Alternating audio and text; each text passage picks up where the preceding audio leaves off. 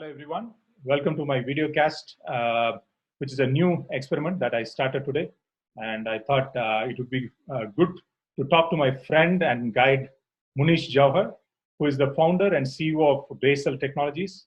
He's also an angel investor, a family leader, a community leader, and also someone who runs long distance. And his most recent achievement was a 90-kilometer run in the Comrades Marathon in South Africa. So, Munish, welcome to my videocast. How are you doing? Hi, Vijay. Hi, Vijay. Thank you so much for having me on board. Wishing you a very happy birthday. Hope you've been having a great day today. Thank you, Munish. That's very kind. Yes, I'm having a great day. Thank you. So I'm going to ask a few questions, and this will be quick, and hope we can all get some learning from this conversation with Munish. So, Munish, you like running. You run a family. You run a company. You also run long distance marathons. What does running mean to you? So I started running if I say for a cliched reason, I started running to lose weight basically. And started around 4-5 years back. But since the past few years, I've become a very serious runner. I do this religiously every day. So running has become an integral part of my life. I use it as a metaphor for life. I have learned a lot from running. I have learned how to better manage my time, better manage myself as a person, better manage all my priorities, responsibilities. I, by nature, initially used to be a very fidgety and very short attention span. I'd like to jump from one thing to another.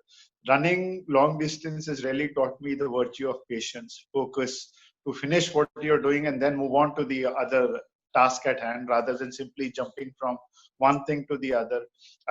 By nature, again, at times I'm very irritable. Running has taught me to mellow down, slow down, cool down, and then deal with situations in a much more relaxed way. So it's become a very integral part and something very important in my life. Oh, so it seems like running is a metaphor for living for you. You're an investor. You're the CEO of a company. I guess you have like around 70 to 100 employees in your organization. 70. Yes, 70. Yes. You're a family man, husband, father. You're also a runner. So you are multitasking a lot. How do you manage your time? Go back to my cliche running example. Running has actually taught me a lot about time management as well. You know, even when you're participating in events, a lot of times you strategize, you plan your time. Okay, it could be a 21-kilometer half marathon, it could be a 42-kilometer full marathon. A lot of planning and thought process goes into that also. Now, last year for me personally has been an extremely busy year. I've taken over as the president of a local entrepreneurship body, and we've been doing events throughout the year. So I've been really pressed for time, running my own business, doing angel investing on time, family time, friends, all this. Been really, really pressed, all my own personal activities. So running has actually taught me all this. I've learned to manage my time much more better now. I've become much more focused. My decision-taking capability has drastically improved. Things which, when I had 7-8 hours in a day, now if I have 2-3 hours to do the same process, I can take my decisions much more quickly. Even if it be a bad decision, it's better than indecision. When I had time, there was a lot of indecision as well. I would sit on things for days, weeks at a time. Oh, I'll deal with this later. But now, since I'm pressed for time, I actually end up taking my decisions much more quickly. So this is something I feel in the long run has just been very beneficial for me. It's powerful, very powerful. The world is going through a very, very unique situation. The whole of humanity is kind of, all of us are experiencing something like this for the first time in our lives, cutting across generations. So, it is difficult for many reasons. And how do you confront difficult situations in your life? The old me was very similar to, I like that analogy, like an ostrich basically, like they show you in the cartoons, the ostrich will simply stick its head below the mud that the problem will somehow disappear. Or, you hear these examples when a cat appears in front of the pigeon and the pigeon just closes its eyes that the cat will disappear. But life is not like that. If the cat's in front of the pigeon, the cat's going to eat the pigeon. And the old me probably had a much more tougher time dealing with problems. I was not used to it. But again, as I've matured with age and also with running has taught me a lot to deal with for lack of better terms, failure, dealing with those kind of situations. I have now learned to deal with failures, problems. I've learned to deal with them in a much more mature fashion. Now I realize if there is a problem, and let's just say something drastic happens today and I can't deal with it. Generally, I go for a run every day and it helps me clear my mind. So the next day I come back to the problem again. I know it's not going to go away. It's something I have to deal with.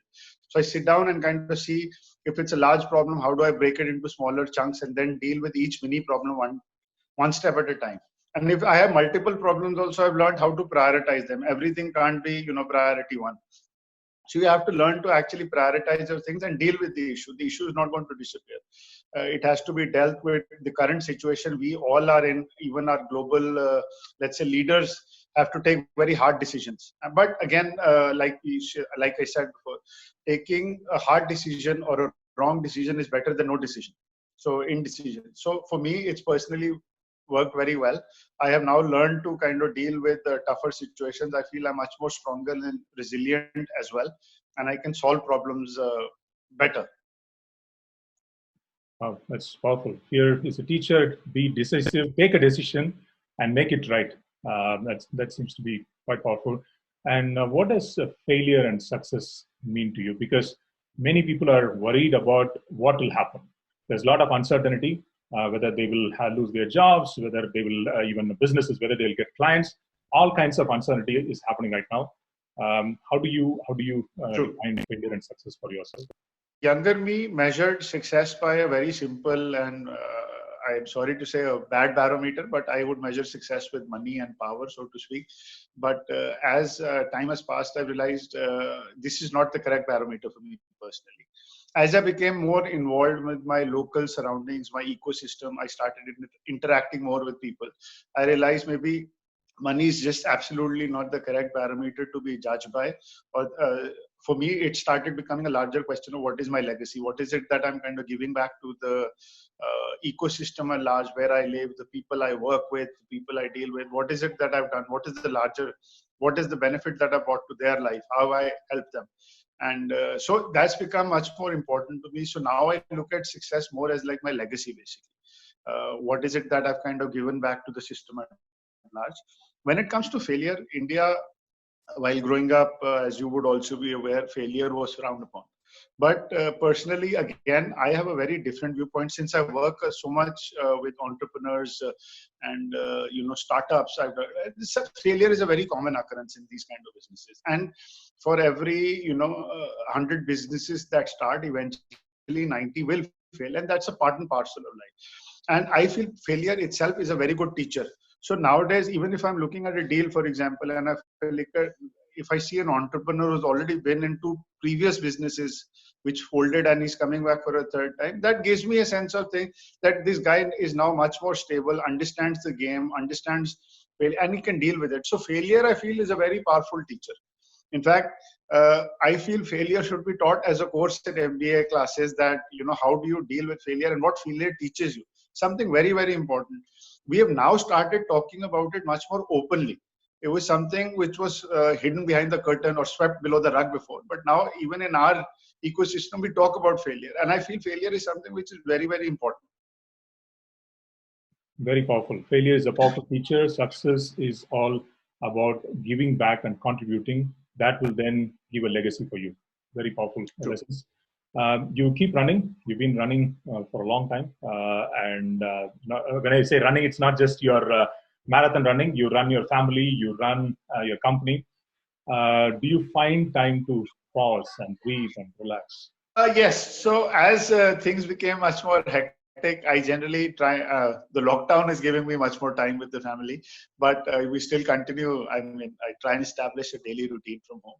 But weekends are something my wife used to push very hard in the beginning, that we should keep our weekends aside for our friends, family, time together, and time with our children.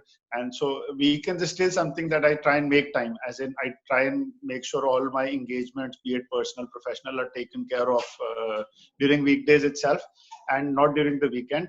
And that is something I've learned to manage now. And I also enjoy spending time whenever I get time with my friends. That also helps me relax. Reading a book, I love reading, but I don't get enough time to read. And I now make it a point to read and also ensure there is diversity in my reading, so to speak. Read about different things, different topics. I'm a big non-fiction fan, so I've hardly read any fiction in the past 8-10 years. Initially all started with fiction, but now it's all non-fiction. So non-fiction is a lot of stories that I read are far more fascinating than fiction. And last but not least, I was an avid bird photographer. I enjoy, and I still don't get enough time, but a bit lucky last weekend I had time and I pulled out the camera again. And so it puts me in a good meditative state, so to speak. When I'm bird, I hardly look at the phone. It could be 4-6 hours. Gives me a deep sense of contentment. Okay, so even in running, even when you're doing everything, you can still find your meditative state. That's what Munish is saying. And I also know that you are an art collector, and I see a very powerful image of my inspiration, Gandhi, behind. Yes. Could you please help us understand that art? So this is by a young contemporary Indian artist, Gurmeet Marwaha. So he takes a lot of his work basically is, if you look at it, it looks like a caricature, but it carries a much more deeper meaning inside it. So this also, if you notice at the work, and I'll move to the side, it shows Gandhiji. If you've seen those typical pictures of him stitching and weaving and doing, so there are lots of hearts. And in today's world, where we have so much, what should I say, with online, so much hate and all, it gives a very sense of, it's a very powerful meaning that he carries, all the hearts painted, that, non-violence, you can still achieve things, and picking up the gun or beating up somebody is not the only option. There are various other ways to achieve it. So I personally really like the work, which is why I thought it'll be a good background for our conversation as well. Thank you, Munish. This has been a fantastic conversation, and I really appreciate you. So much, Vijay. Thank you so much. From you, what I'm saying is like, do your duty, face your fears, and don't get overly attached to your outcome. Stay home, and start running. That's the message that I'm getting from this wonderful conversation with my friend and guide, Munish Jauhar, who is the founder and CEO of Graycell Technologies in Chandigarh, India. I thank Munish for being so generous with his time and for his support. Thank you. Thank you so much for having me, Vijay. Thanks. Bye.